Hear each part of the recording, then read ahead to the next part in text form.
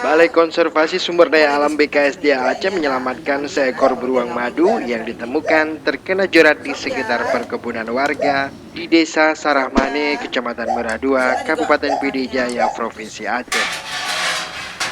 Beruang madu berjenis kelamin betina yang diperkirakan berusia sekitar 8 tahun sebelumnya terkena jerat pada kaki belakang sebelah kanan dan kaki depan sebelah kiri putus dengan luka jeratan yang cukup parah. Menurut petugas BKSDA Aceh Andi Aswinsyah, beruang tersebut ditemukan masyarakat terkena jerat, kemudian dilaporkan kepada BKSDA agar mengirimkan tim penyelamatan. Kini kondisi beruang madu tersebut berangsur membaik.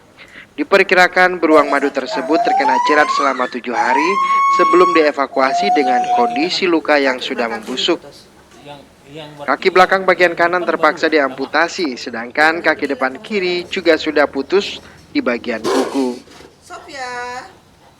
Karena lukanya udah membusuk, kita temukan kan sudah 7 hari nih. Ini lukanya semakin parah, membusuk, terus dengan situasi lokasi juga berlumpur, terpaksa kita amputasi. Terus ini belatung banyak, besar-besar. Nggak mungkin kita jahit, nggak mungkin selamat.